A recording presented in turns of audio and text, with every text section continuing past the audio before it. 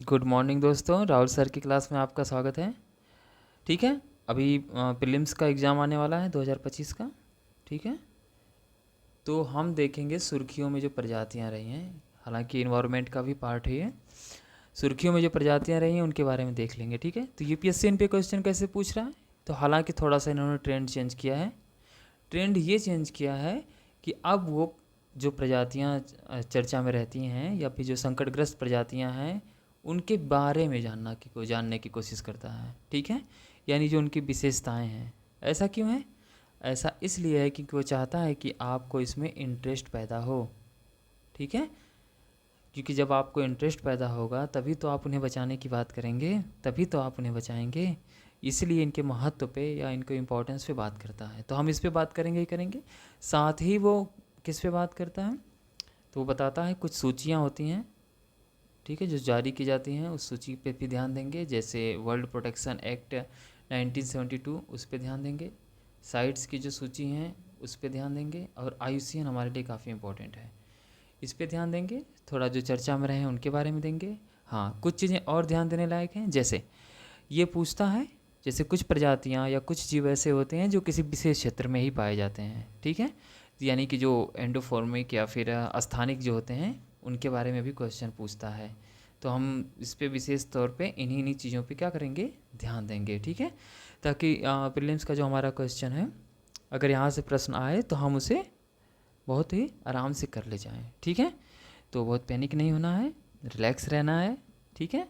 थोड़ा सा दिमाग लगाएंगे तो हम पेपर को क्या करेंगे, बहुत आसानी से सॉल्व कर ले जाएंगे। ठीक है। तो फिर शुरू करें। ठीक है, चलिए चलिए तो शुरू करते हैं। तो सुर्खियों में रही प्रजातियों के बारे में देखते हैं। हाँ, थोड़ी सी चीज़ें हैं। जो पहला नोट है इस पे ध्यान दीजिएगा। ध्यान ये देना है कि जो साइट मैंने बताया था ना, जो साइट्स की सूची है, जब मैंने इन्वायरमेंट आपको पढ़ाया था तो बताया था कि जो इंटरनेशनल ट्रेड को की कंट्रोल करता है कि किसका ट्रेड करना है किसका नहीं करना है, किस जीव का, तो उनको साइट्स की पहली, दूसरी या तीसरी अन्य सूची में डाल दिया जाता है। ठीक है। तो जो पहले में जीव होते हैं उनको तो आप ट्रेड बिल्कुल नहीं कर सकते, यानी इंटरनेशनल ट्रेड उनका बिल्कुल नहीं हो सकता। जो दूसरी और तीसरी सूचियाँ हैं, ठीक है, उनमें आपको सर्टिफिकेट लेने की ज़रूरत होती है। ठीक है, ये हमने देखा था। तो अभी जो साइट्स की, ठीक है, जो साइट्स की भी जो सूचियां हैं इनके तहत जो जीव हैं, ठीक है, इन सबको अभी वर्ल्ड प्रोटेक्शन एक्ट भारत का जो है 1972, ये भी सूचियां जारी करता है। 1972 के अंतर्गत जो चौथी सूची है, ठीक है, उसी में सबको सूचीबद्ध कर दिया गया है। यानी कि अगर चौथी अनुसूची में, ठीक है, वर्ल्ड प्रोटेक्शन एक्ट में कोई भी किसी भी जीव का नाम आता है तो उसका आप इंटरनेशनल ट्रेड नहीं कर पाएंगे। ठीक है। और और वो जीव कौन से होंगे, जो साइट्स की सूचियाँ होंगी वही जो यहाँ भी होंगे। हाँ, साइट्स भी अपने आप में बनी रहेगी क्योंकि वो एक इंटरनेशनल क्या है, संस्था है। चलिए तो फिर चलें, देखें, आगे देखते हैं। ठीक है। देखिए अभी ग्रे वुल्फ, जो ग्रे उल्फ है ये थोड़ा सा स्थलीय जीव है, तो ये थोड़ा सा चर्चा में था। ठीक है। अभी आपने देखा होगा कि उत्तर प्रदेश के बहराइच ज़िले में इन्होंने क्या किया, बहुत ही आतंक मचाया था। कई बच्चों को उठा ले गए थे, तो वहाँ ऑपरेशन भेड़िया भी चलाया गया था, जिसके अंतर्गत क्या किया गया था, ऑपरेशन भेड़िया चलाया गया था। और आपने देखा था कि इन्हें काफ़ी मतलब मशक्क़त हुई थी इन्हें पकड़ने में। ठीक है। तो अगर हम देखें तो ये जो भेड़ियाँ होती हैं, ठीक है, ये दो प्रकार की हैं, एक भारतीय भेड़िया है और एक हिमालयन भेड़िया है। तो मैंने एक चीज़ आपको बताया था कि कभी भी साइट्स की अनुसूची पूछेगा या WPA की किसी जीव के बारे में दे रहा है तो हमेशा याद रखिएगा वो पहले में ही होंगे। किस में होंगे, पहले में ही होंगे, क्योंकि यूपीएससी आपसे उन्हीं के बारे में क्वेश्चन पूछेगा ना जो काफ़ी संकटग्रस्त होंगे। ठीक है। तो भारतीय भेड़िया भी क्या है, वो भी आप देखेंगे तो इन दोनों की पहली सूची में है। हाँ, बस बदलता क्या है, आईयूसीएन की सूची। ठीक है। तो आईयूसीएन की सूची में आप देखेंगे जो भारतीय भेड़िया है वो लिस्ट कंसर्न में है। क्या है, वो लिस्ट कंसर्न में है, मतलब ठीक ठाक इनकी संख्या है, घबराने की ज़रूरत नहीं है। और जो हिमालयन है, जो हिमालय साइड में पाए जाते हैं तिब्बत में, वो वल्नरेबल हैं। वो क्या है, वो वल्नरेबल सूची में है, यानी उन पे खतरा ज़्यादा है। ठीक है। तो अभी देखिए बड़े भेड़ियों के बारे में अगर आप देखेंगे तो बहुत सामाजिक प्राणी होते हैं ये। ठीक है, 6 से 8 लोगों का इनका समूह होता है। हाँ, ठीक ठाक दौड़ने में भी ठीक ठाक होते हैं। और आजीवन इनका बस एक ही जीवन साथी होता है। ठीक है। और जो इनका ग्रुप होता है, जो समूह होता है, उसमें नर जो भेड़िया होता है उसका प्रभुत्व होता है। यानी कि जैसे हमारे समाज में चल रहा है पुरुषवादी, वैसे ही क्या है, वहाँ भी नर भेड़िए का ही प्रभुत्व होता है, ठीक है। बाकी आप देखेंगे तो ये लोगों से संचार, आपस में संचार कैसे करते हैं, तो ये अलग अलग तरीके की आवाज़ें निकालते हैं। जो गांव ग्रामीण क्षेत्र के होंगे उन्होंने ऐसा सुना होगा, और अलग प्रकार की गंध छोड़ते हैं, ठीक है। और भेड़िए के बच्चे के भेड़िए के बारे में तो ये भी माना जाता है कि अगर इनके आप बच्चे को उठा ले आएँ तो ये आपको फिर छोड़ेंगे नहीं जल्दी, ठीक है। काफ़ी मतलब डेंजरस होते हैं, ठीक है। और भारतीय भेड़िया देखें तो बेसिकली राजस्थान, गुजरात, प्रायद्वीप, ठीक है, इन सब क्षेत्रों में पाया जाता है। तो हमें इनकी विशेषताओं पर ज़्यादा ध्यान देना था, साथ ही IUCN की किस सूची में शामिल है तो इस पे देखना था, ठीक है। तो भारत वाला जो है वो लिस्ट कंसर्न में है। फिर चलिए दूसरा देखते हैं। दूसरा देखते हैं रेड पांडा, ये बेचारा भी है, तो ये IUCN की किस सूची में है, ठीक है, IUCN के इंडेंजर्ड में है, ठीक है। ये याद रखना होगा, ठीक है, क्या रखना होगा, ये याद रखना होगा, ठीक है। फिर इसके बाद ये स्तनधारी या फिर स्तनपायी जानवर है, और ये अधिकांश समय कहाँ बिताता है, याद रखना, अधिकांश ये समय अपना बेचारा पेड़ों पे बिताता है। और ये एक संकेतक प्राणी भी है। अगर ये नष्ट हो रहे हैं तो ये बता रहा है कि हमारा पर्यावरण क्या हो रहा है, पर्यावरण का क्षरण हो रहा है, ठीक है। और ये पेड़ों पे रहते हैं, और इन्हें एक चीज़ और, ये अकेले रहना बहुत पसंद करते हैं, ठीक है।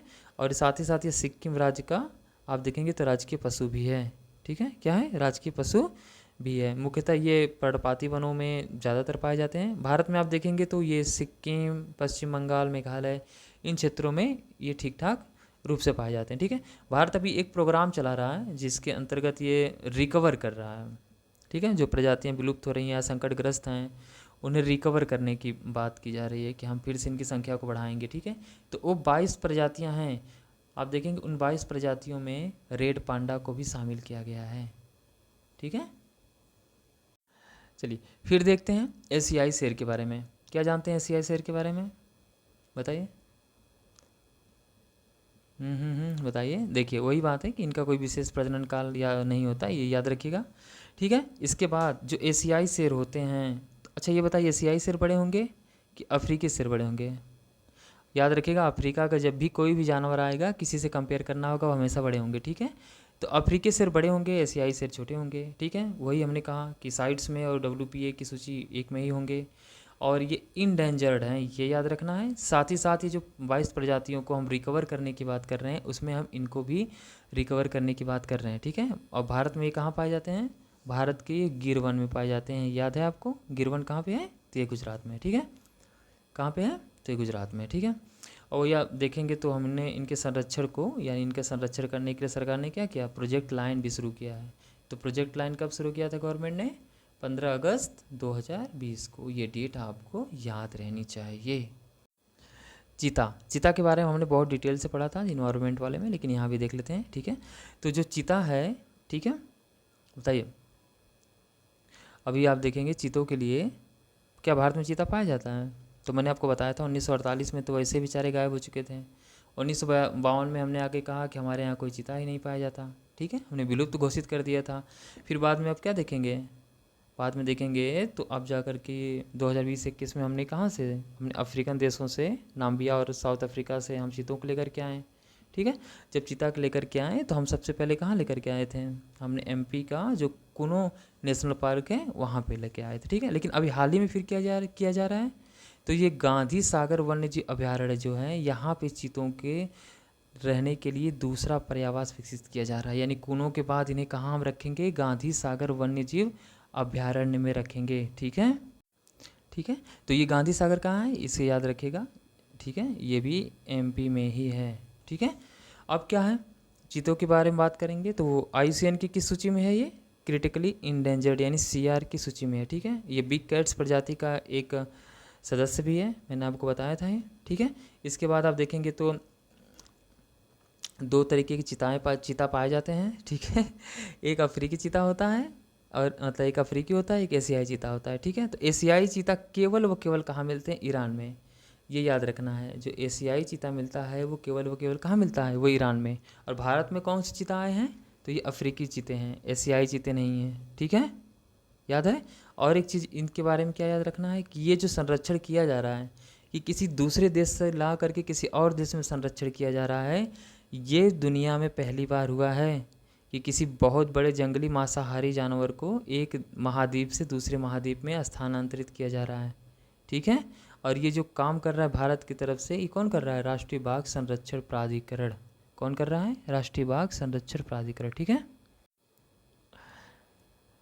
ठीक है। और ये तीसरा देखते हैं, राष्ट्रीय भारतीय बाघ या रॉयल बंगाल टाइगर, मैंने आपको बहुत अच्छे से बताया था।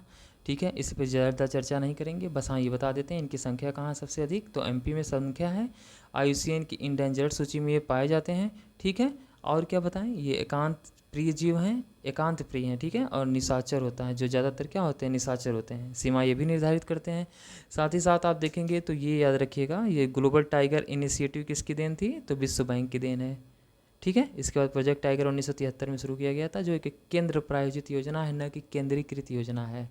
ठीक है, और डिटेल से आपको जाकर के वीडियो देखना पड़ेगा, ठीक ना, नहीं तो ये वीडियो काफ़ी लंबा हो जाएगा। ठीक है, देखिए हमने हाथियों के बारे में भी चर्चा किया था, तो हाथी के बारे में यहाँ चर्चा नहीं करेंगे, बस इतना बता देते हैं कि हाथी परियोजना 1992 में शुरू हुई थी, और हाथियों की जो अधिक संख्या है 14 राज्यों में 33 हाथी रिजर्व हैं। ठीक है, और कुछ बताना है इसमें? हाँ, ये IUCN की इंडेंजर्ड सूची में ये शामिल है। ठीक है,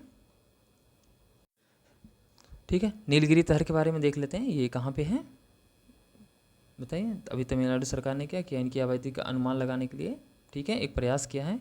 तो तमिलनाडु गवर्नमेंट ने प्रयास किया है। ये IUCN की किस सूची में है? तो इंडेंजर्ड। याद रखिएगा, ये प्रजाति पुनर्प्राप्ति कार्यक्रम के अंतर्गत 22 प्रजातियों में एक ये भी शामिल है। तो UPSC इस तरह से क्वेश्चन पूछ सकता है कि प्रजाति पुनर्प्राप्ति कार्यक्रम में कौन कौन से मतलब शामिल हैं, जीव शामिल हैं, और उनकी लिस्ट दे देगा, पूछेगा। ये ऐसी संभावना है कि ऐसे प्रश्न पूछे जा सकते हैं, यानी इस पे हमें क्या करना है? ठीक है, इस पे हमें बहुत ध्यान देना होगा। ठीक है, और अब याद रखिएगा नीलगिरी तहर के बारे में एक चीज़ बहुत इंपॉर्टेंट है कि ये दक्षिण भारत में पाए जाने वाली एकमात्र पर्वतीय खूर वाली प्रजाति है। ये पर्वतीय क्षेत्र में जो खूर होता है, जो इनके सर पे आप देखिए जो खूर दिखाई दे रहा है, एकमात्र है, इसलिए याद रखिएगा। ठीक है, और इन्हें स्थानीय रूप से वराइडो नाम से भी जाना जाता था। चलिए छोड़ दीजिए, इनका ग्रंथों में भी चर्चा मिलता है। और ये सबसे इंपॉर्टेंट है कि पश्चिमी घाट की स्थानिक प्रजाति है, यानी कि ये सिर्फ और सिर्फ कहाँ पाई जाती हैं? वेस्टर्न घाट में पाई जाती हैं, और कहीं भी नहीं पाई जाती हैं। ठीक है, इसलिए इनका संरक्षण करना बहुत ज़रूरी है। साथ ही साथ इनके संरक्षण की बात करेंगे तो देखिए, इनको तमिलनाडु सरकार ने अपना राजकीय पशु भी घोषित किया है। किस गवर्नमेंट ने किया है? तमिलनाडु ने, तभी तो उन्होंने संरक्षण किया है। इसके साथ साथ 7 अक्टूबर को इन्होंने नीलगिरी तहर दिवस भी घोषित किया है, तो ये काफ़ी हमारे लिए इंपॉर्टेंट है। ठीक है, ये हुलाक गिब्बन क्या है? तो पहले जानेंगे हम कौन सी अनुसूची में है। तो IUCN की कौन सी अनुसूची में है? इंडेंजर्ड। मैं फिर कहूँगा कि साइट्स और WPA के सारे जीव किस में सूची में आते हैं? पहले में आएंगे। ठीक है, तो इंडेंजर्ड है। अभी आप क्या इसके बारे में देखेंगे, 2 प्रकार के पाए जाते हैं, यानी पश्चिम और पूर्व में दोनों पाए जाते हैं। ठीक है, और ये वृक्षों पर रहने वाला, बेसिकली ये कहाँ रहते हैं? वृक्षों पर रहने वाले जीव पाए जाते हैं, और ये बहुत ही मतलब आक्रामक प्रवृत्ति के भी हो सकते हैं। ठीक है, और ये एक चीज़ इनके बारे में याद रखिएगा, जो पश्चिमी है तो पश्चिमी घाट में मिलेगा, जो पूर्वी है वो पूर्वी भारत में ही मिलता है। ठीक है, कहाँ मिलता है? पूर्वी भारत में ही पाया जाता है। देखिए, अब आप पेंगुलिन को देख रहे हैं, पेंगुलिन की संरचना देखिए, एक भारतीय पेंगुलिन होता है, एक चीनी पेंगुलिन। तो चीनी वाला ज़्यादा संकट में है। कौन संकट में है? तो ये चीनी वाला जो है, चीनी पेंगुलिन है, ये भी बेचारा एक जीवी है, बहुत ही संकट में है। और भारतीय पेंगुलिन इंडेंजर्ड है। इनका ज़्यादातर क्या होता है? अवैध तस्करी इनकी बहुत ज़्यादा की जाती है, इसलिए इनकी संख्या क्या हो रही है? बहुत ही कम हो रही है। इनके शरीर पे एक सल्क पाया जाता है, सल्क जैसी संरचना होती है। ठीक है, और याद रखिए कि चींटियाँ दीमक और लार्वा खाती हैं। क्या खाती हैं? इसीलिए आप देखेंगे तो इनको चींटीखोर भी कहा जाता है।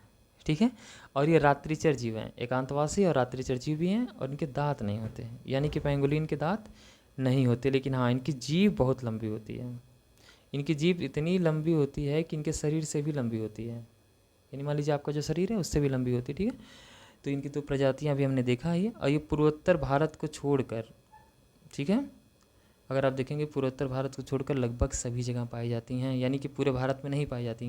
किनको, किस क्षेत्र को छोड़ के पाई जाती हैं? तो पूर्वोत्तर भारत को छोड़कर पाई जाती हैं। ठीक है, हाँ देखिए, चलिए एक और आते हैं मारखोर। क्या है मारखोर? कहाँ पाए जाते हैं? तो ये दुर्लभ रूप से कश्मीर में देखा गया है। कहाँ पे? कश्मीर में देखा गया है। देखिए इस तरह से देखिए। ठीक है, अब ये देखिए विश्व की सबसे बड़ी जंगली बकरी है, इसके बारे में यही थोड़ी विशेषता याद रखिएगा, कुछ खास नहीं है। ये ज़्यादातर कहाँ पाया जाता है? जम्मू एंड कश्मीर में पाया जाता है। ये नियर थ्रेटेन में है, तो नियर थ्रेटेन में जो IUCN की सूची में होगा उसकी संभावना बहुत कम ही UPSC पूछे। क्यों? क्योंकि इन पे संकट बहुत ही कम है। ठीक है। बस हाँ, थोड़ा सा ये है कि अभी संयुक्त राष्ट्र महासभा ने 24 मई 2024 को अंतर्राष्ट्रीय मारखोर दिवस घोषित किया था। 24 मई को अभी इन्होंने क्या किया, अंतर्राष्ट्रीय मारखोर दिवस घोषित किया था, इसलिए चर्चा में हो सकता है कि इस पे क्वेश्चन आ जाए। ठीक है। अब यहीं पे आप देखिए कि हमने क्या कश्मीर की बात की, यहीं पे ये तातकुटी वन्यजीव अभयारण्य है, कहाँ पे है ये याद रख लेना यार, मिलाने के लिए देता है। तातकुटी वन्यजीव अभयारण्य जम्मू कश्मीर में मारखोर के लिए जाना जाता है। ठीक है। तो कभी कभी हमारे लिए इंपॉर्टेंट हो जाता है कि ये तातकुटी वैसे तो मिलेगा कहीं पढ़ने के लिए नहीं, तातकुटी वन्यजीव अभयारण्य याद रखिएगा कहाँ पे है, कम से कम लोकेशन याद रखना है कि जम्मू कश्मीर में। ठीक है।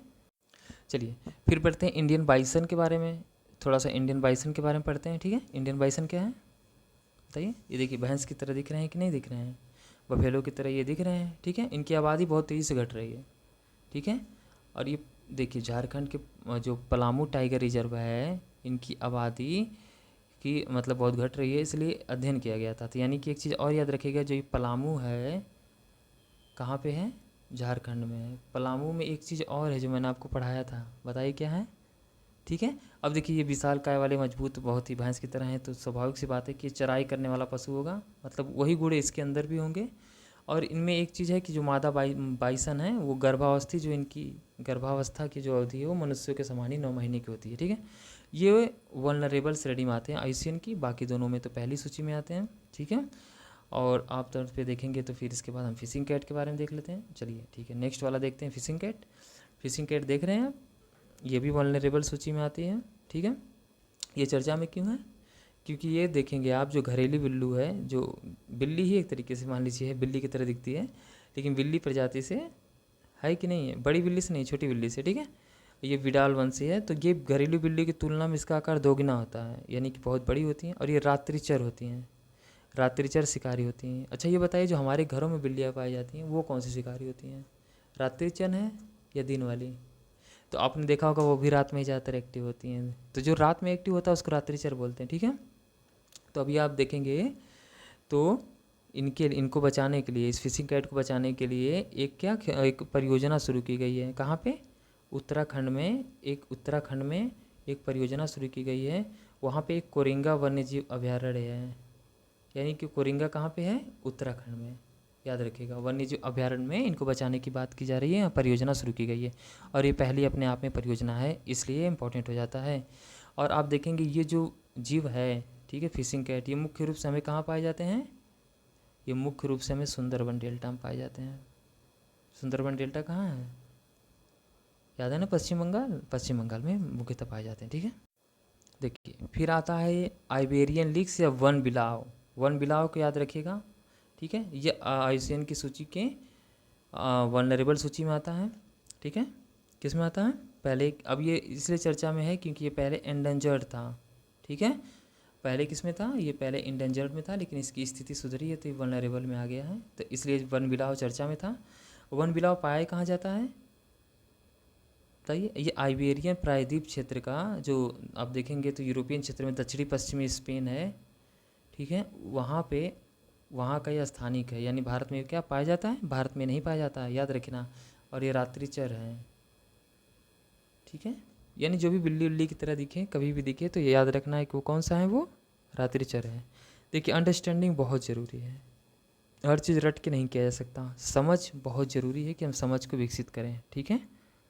चलिए फिर देखते हैं कुछ पक्षी प्रजातियों के बारे में, जैसे ये क्या है, भारतीय गिद्ध के बारे में, जिसे जिप्स इंडिकस भी कहा जाता है। तो भारतीय गिद्ध किस सूची में होंगे, तो आईयूसीएन की सीआर क्रिटिकली इंडेंजर्ड सूची में हैं। ठीक है। इनकी संख्या क्या हो रही है, बहुत ही कम हो जाती है कि नहीं है। अच्छा बताइए क्या घोंसला बनाने वाला पक्षी है, याद रखना ये कॉलोनी में घोंसला बनाने वाला पक्षी है, जो अक्सर समूह में दिखाई देता है। ठीक है। इनकी आबादी वैसे भारत से बहुत कम होती चली जा रही है। ठीक है। आप देखेंगे तो इनकी सिर्फ एक ही नेस्टिंग कॉलोनी है। ठीक है। वो कहाँ पे है, मधुमलाई टाइगर रिजर्व में है। ठीक है। आप देखेंगे कि मधुमलाई टाइगर रिजर्व जो मोयर घाटी में है, एकमात्र ऐसा क्षेत्र है जहाँ पे इनकी बड़ी नेस्टिंग कॉलोनी है, और कहीं पे भारत में इनकी कॉलोनी है नहीं।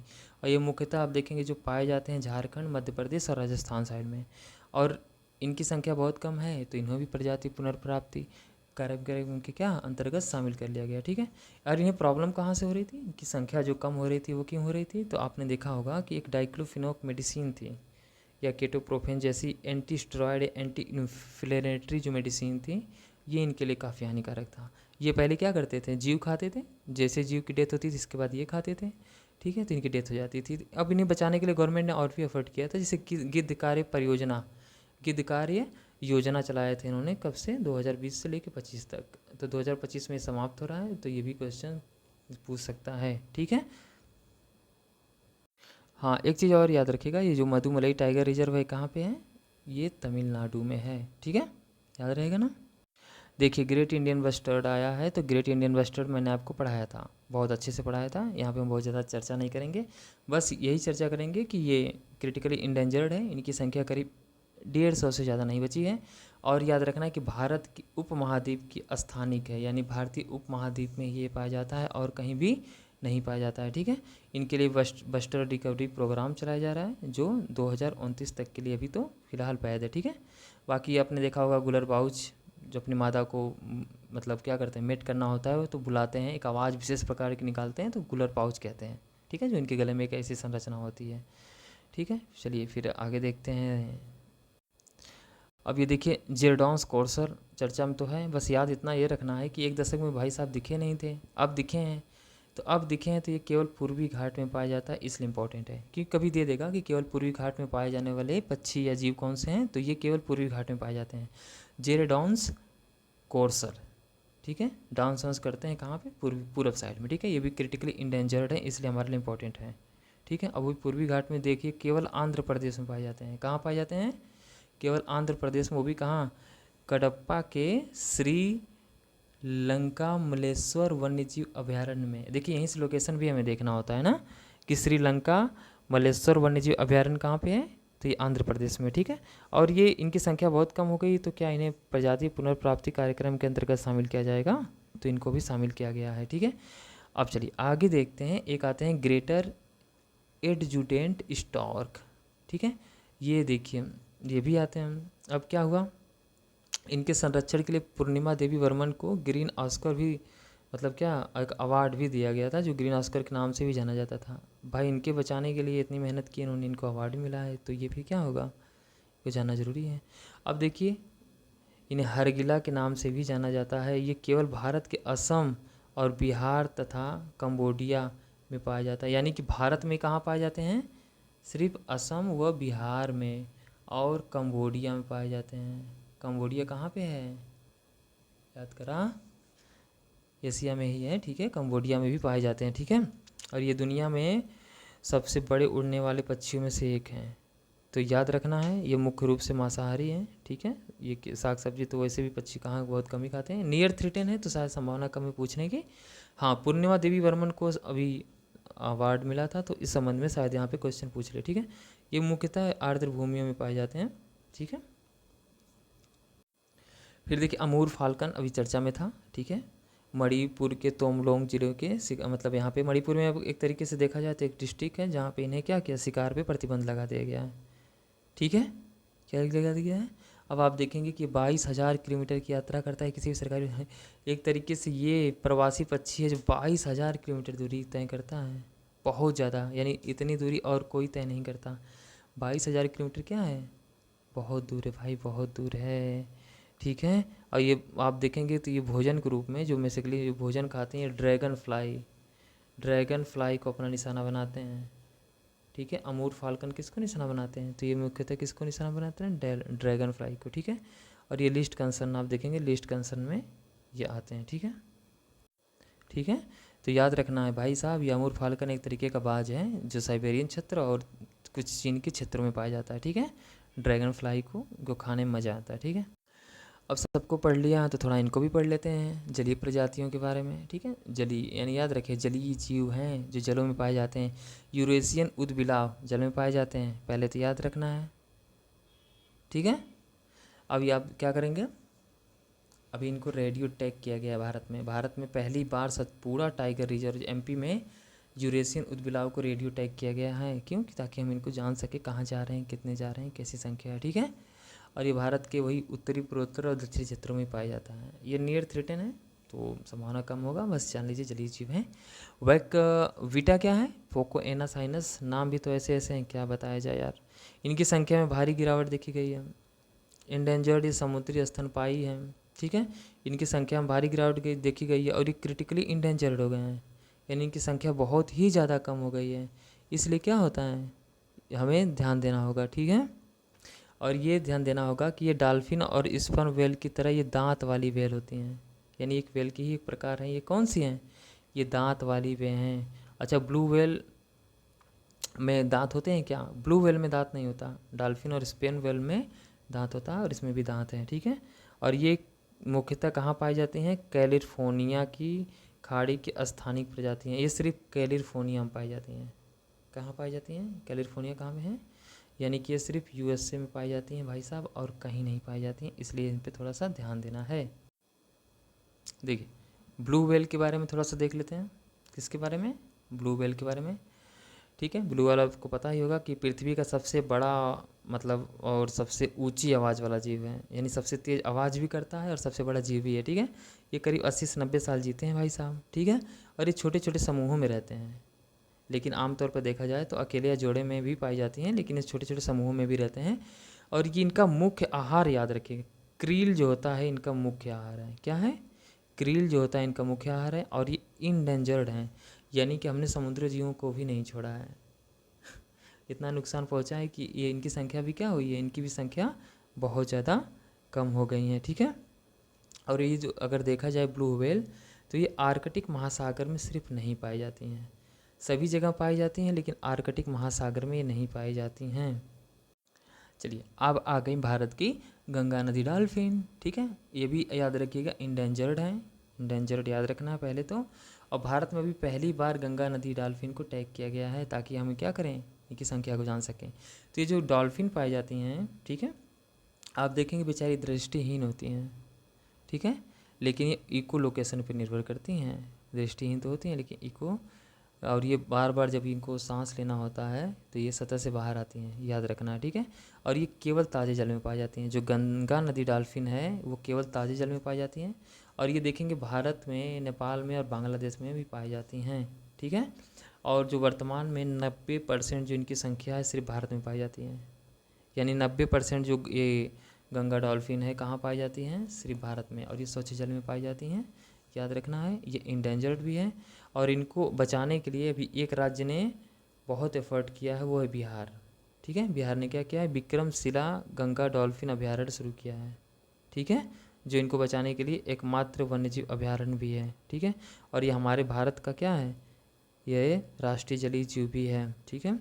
और एक चीज़ इसके बारे में इम्पोर्टेंट है, ये सिर्फ भारतीय उपमहाद्वीप में ही पाया जाता है, ठीक। और हमने प्रोजेक्ट डॉल्फिन को बचाने के लिए, मतलब डॉल्फिन को बचाने के लिए 15 अगस्त 2020 को प्रोजेक्ट डॉल्फिन भी शुरू किया गया है, यानी 15 अगस्त 2020 को क्या शुरू किया गया है? प्रोजेक्ट डॉल्फिन, याद है। एक चीज़ और शुरू की गई थी, अभी हमने पढ़ा था। अब देखिए, सरीसृप, कीट और उभयचर, इनके बारे में कुछ जानिए चाहे मत जानिए, कम से कम इतना जानिए क्या है। जैसे ये नेप्टिस फिलारा क्या है? कीट है। यूपीएससी का क्वेश्चन देखेंगे, पूछेगा, 4 नाम दे देगा, पूछेगा इनमें से ये क्या है। तो ये नेप्टिस फिलारा क्या है? ये कीट है, याद रखिएगा, पिछली बार जैसे पूछा था, ठीक है। कुछ याद रहे चाहे न रहे, बेसिकली कीट है। और किसकी प्रजाति है? ये तितली है। और ये पहली बार भारत में खोजी गई थी, इसलिए चर्चा में है, ठीक है। और ये कहाँ पाई गई हैं? ये पाई गई हैं आपका टेल वैली वन्यजीव अभयारण्य में। ये कहाँ पे है? अरुणाचल प्रदेश में। यानी ये टेल वैली कहाँ पे है? अरुणाचल प्रदेश में है, ठीक है। क्या याद रखना है? अरुणाचल प्रदेश में है, ठीक है। यानी कम से कम ये याद रखना है ये क्या है। और क्यों याद रखना है? क्योंकि यही पूछा था सिकाडा क्या है, तो ये भी एक कीट है, दिख रहा है ना, कीट की तरह है। तो ये सिकाडा पूछा था पिछली बार 2024 के पेपर में, कि सिकाडा बस पूछा था ये क्या है, तो ये कीट था, ठीक है। तो अब ये क्या है?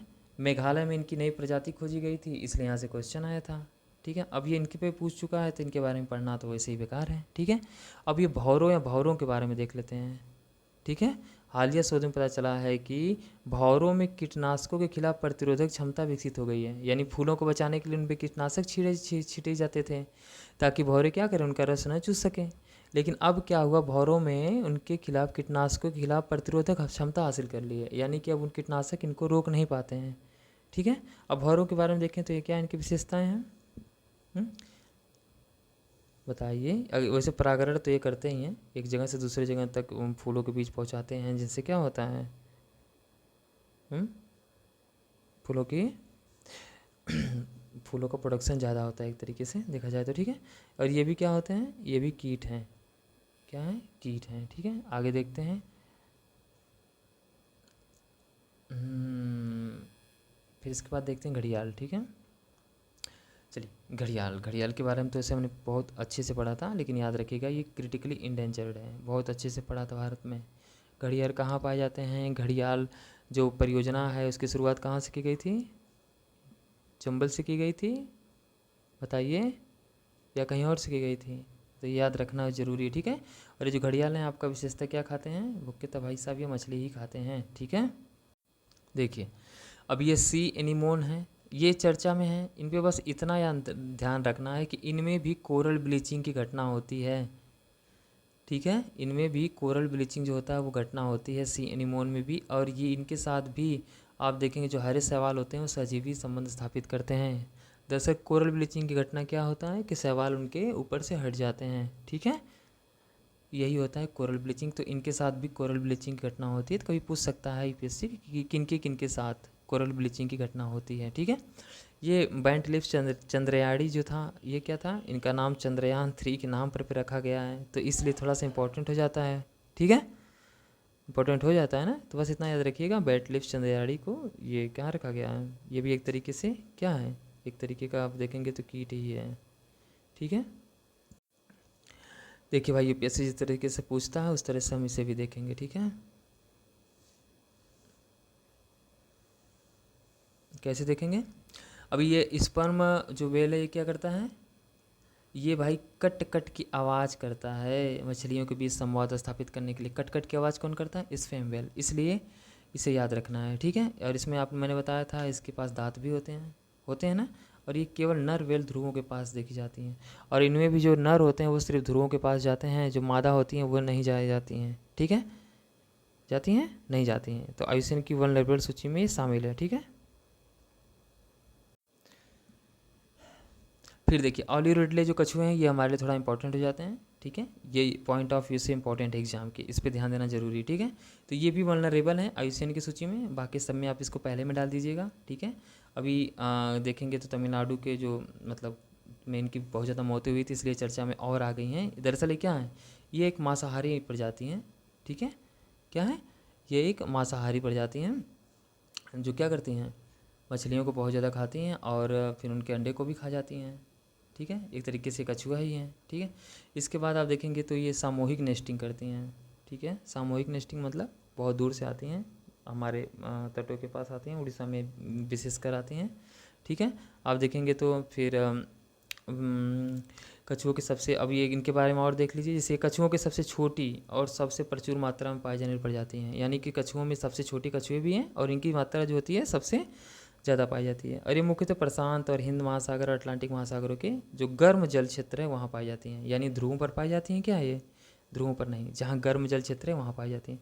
वहीं आप देखेंगे उड़ीसा के ऋषिकुलिया, गहिरमाथा और देवी नदी के आसपास इन्हें बहुत ज़्यादा देखी जाता है, और उड़ीसा गवर्नमेंट ने इनको क्या किया है अभी सुरक्षित करने के लिए प्लान भी चलाया है। वहीं मरीन टर्टल एक्शन जो आया था 2023 में, याद रखेगा। ठीक है, और भारतीय तटरक्षक बल भी इनकी रक्षा करते हैं। ठीक है, वो ऑपरेशन ओलिविया चला रहे हैं, तो ऑपरेशन ओलिविया किसकी देन है, भारतीय तटरक्षक बल की, न तो किसी राज्य की, न ही किसी सरकार की। ठीक है, देखिए अभी ओलिव रिडले हमने देखा मांसाहारी था। ठीक है, अभी एक कछुआ और आ गया जो इंडियन कछुआ हो गया, इंडियन स्टार कछुआ। ठीक है, ये बेचारा वल्नरेबल श्रेणी में है, इनकी संख्या बहुत तेज़ी से कम हो रही, लेकिन याद रखने वाली बात है कि ये मुख्य रूप से शाकाहारी जीव हैं। कैसे जीव हैं, शाकाहारी, और ये आमतौर पर अकेले रहना पसंद करते हैं। अभी हमने क्या देखा, वो तो नेस्टिंग कर रहे थे ग्रुप में, लेकिन ये अकेले रहना पसंद करते हैं। ठीक है, भारत के आप देखेंगे उत्तर पश्चिमी भारत और दक्षिण भारत में विशेषकर पाए जाते हैं। ठीक है, बाकी WPA 1972 और साइट्स की सूची के पहले वाले पार्ट में शामिल हैं, ठीक है। अब देखो यार, यहाँ पे आया, अभी इन सब के बारे में कौन पढ़ेगा इतना, लेकिन बस याद रखेगा यूट्रिकुलेरिया या ब्लैडर वाटर्स क्या हैं, तो ये पादप हैं, यानी पौधे हैं। यूट्रिकुलेरिया ब्लैडर वाइट्स क्या हैं, पौधे हैं, ठीक है। और याद रखना है कि अभी राजस्थान के केवलादेव राष्ट्रीय उद्यान, यानी केवलादेव राष्ट्रीय उद्यान कहाँ पे है, राजस्थान में है, वहीं पे इनकी संख्या काफ़ी पाई गई है, ठीक है। और सबसे बड़ी बात यह है कि इस पौधे की खासियत ये है कि ये दुर्लभ और अनोखा मांसाहारी पौधा है, भैया मांस खाता है ये एक तरीके से, ठीक है। ये क्या करता है, छोटे जीवों का, ये पौधा जो है छोटे जीवों का शिकार कर लेता है, जैसे मच्छर हो गए, टेडपोल, इन सब को भी इसके शिकार में शामिल हैं, ठीक है। और मुख्यतः ये जो झील, नदियाँ और आर्द्र मृदा में पाया जाता है, ठीक है। यानी ये याद रखना है कि भैया मांसाहारी है और ये पादप है और ये राजस्थान में केवलादेव राष्ट्रीय उद्यान है, ये याद रखना, ठीक है। अब देखिए सीवीड क्या है, कुछ याद नहीं रखना, बस याद रखना है समुद्री पादप और शैवालों की विविध प्रजातियों का सामान्य नाम है सीवीड, ठीक है। और इसे समुद्री सब्जी भी कहा जाता है, बस दो चीज़ें इसके बारे में याद रखनी है, ठीक है। फिर देखते हैं, फिर आते हैं ये एक्विलारिया मेलाकेंसिस या अगरवुड क्या है, बताइए। ये भी एक तरीके का स्थानिक वृक्ष है, ये याद रखिएगा। ये पूर्वोत्तर भारत, बांग्लादेश, भूटान, इन सबका स्थानिक वृक्ष, लेकिन है तो वृक्ष ही है, तो पादप ही, याद रहेगा ना। और ये सिंट्रिचिया कैनिनवर्विस क्या है, हाँ, ये भी वही है भाई, ये भी याद रखना यार। ये भी क्या है, ये भी पादप ही है। कुछ याद नहीं रहना चाहिए तो कम से कम एक बार देख लेना है। और ये कब देखना है, जब पेपर बिल्कुल पास में होगा, क्योंकि तब देखेंगे तो हमें क्या होगा, हमें याद रहेगा, ठीक है। नहीं तो ऐसे नाम सिर्फ मंगल ग्रह पे ही देखे जा सकते हैं। चलिए भैया एक और देख लेते हैं। देखते हैं यार, ये सेमल वृक्ष क्या है, तो ये दक्षिणी राजस्थान में पाया जाता है। अब ये गायब हो रहे हैं तो वहाँ के लोगों के प्रभाव पड़ रहा है। और ये एक तरीके का पर्णपाती वृक्ष है, हमको याद रखना है। और ये लाल रंग का फूल होता है, लेकिन पर्णपाती वृक्ष है, जो आयुर्वेदिक दवाओं वगैरह में बहुत ज़्यादा इस्तेमाल होता है, ठीक है। आदिवासी समुदाय करते हैं, फिर इसका खाद्य तेल भी प्राप्त किया जाता है, साबुन भी बनाया जाता है, तो काफ़ी मतलब इसके यूजेस हैं। वहीं यहाँ पे मेसिप्टेरिस ओपलानसियोलाटा, ऐसे ऐसे नाम है, क्या बताएं, लाटा याद रखना इसमें, ठीक है। लाटा क्या है, ऐसा माना जाता है कि ये क्या है, एक तरीके से ये भी पौधा ही है, एक तरीके से फोर्क फर्न की एक प्रजाति है, मतलब एक तरीके से झाड़ी है, या फिर जो भी कह लीजिए।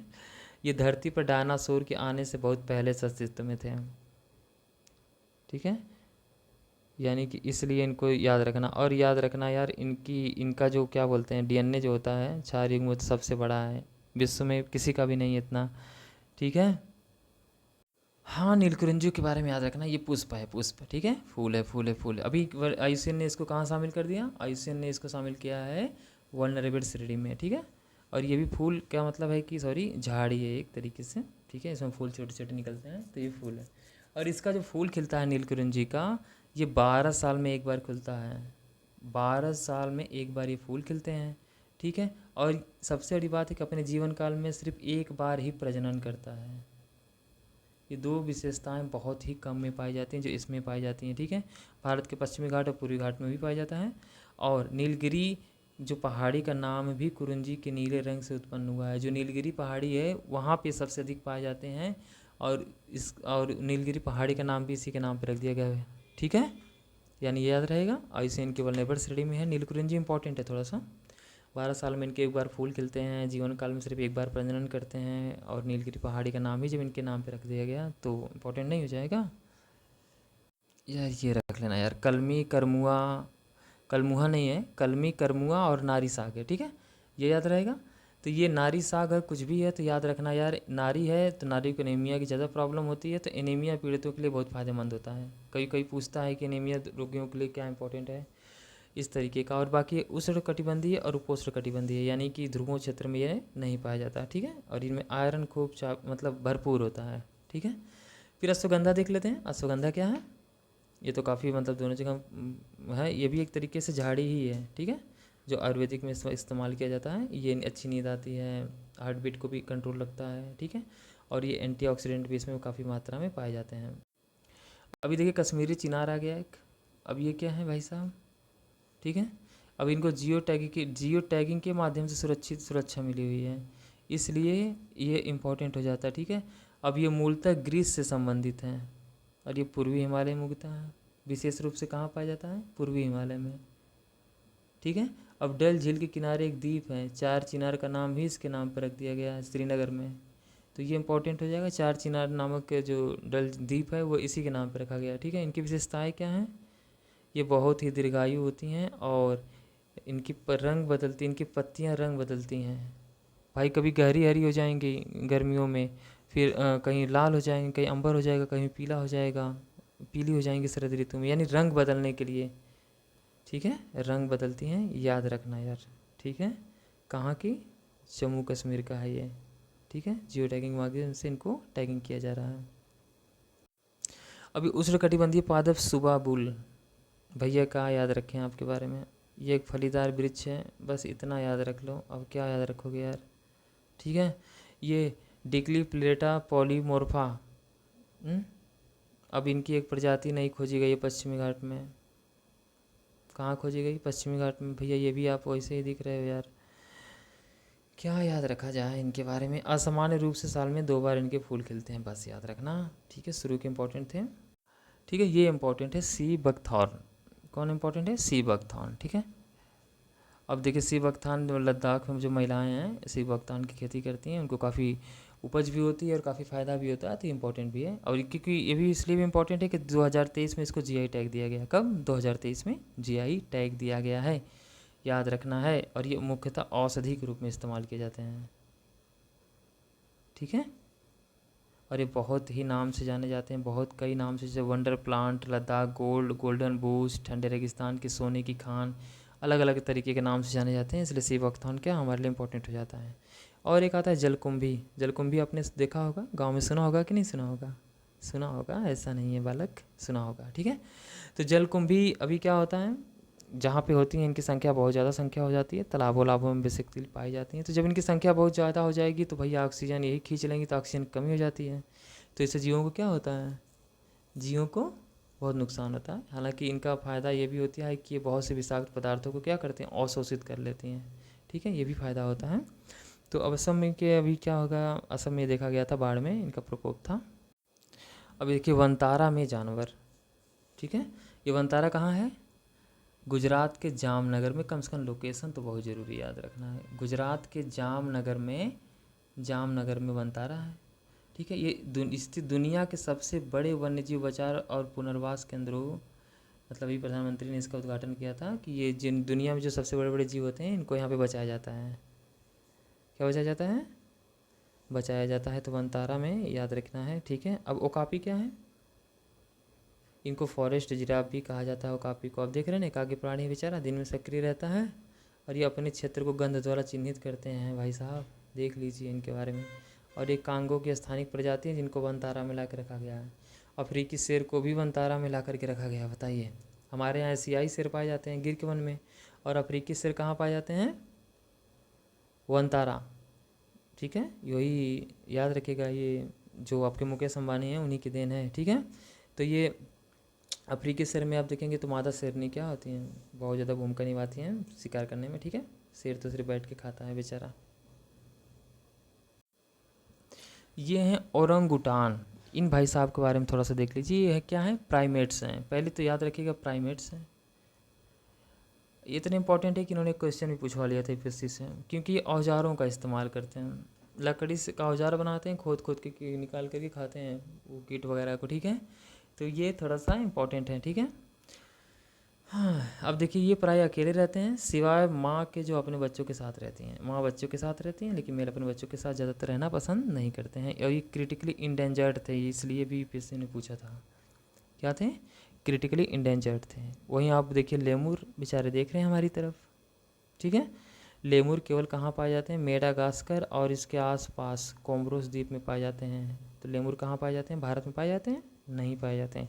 याद रखना है कि कोई भी जीव भारत में पाया जाता है कि नहीं पाया जाता है, तो नहीं पाया जाता ये, ठीक है। तो ये हमारे लिए याद रखना ज़रूरी है। और ये वृक्षों में रहते हैं, कहाँ रहते हैं, वृक्षों पे, ठीक है। तो चलिए ये समाप्त हो गया, ठीक है। बस एक रिक्वेस्ट है कि इसको एक बार देखना ज़रूर है ना, सुनना ज़रूर है, बार बार सुनना है, ये नहीं सोचना है आएगा कि नहीं आएगा, लेकिन हाँ पॉसिबिलिटी रहती है कि यहाँ से प्रश्न आए, ठीक है। जिस तरीके का आता है, जितना पैटर्न होता है, मैंने कोशिश की है कि उस आधार पे ही पढ़ाऊँ, ठीक है। ज़्यादा उन चीज़ों पे बात ना करूँ जो आते नहीं हैं, ठीक है। तो उम्मीद है दोस्त आपका भी प्रयास अच्छा हो, बाकी ढेर सारी शुभकामनाएं, ठीक है। Thank you so much.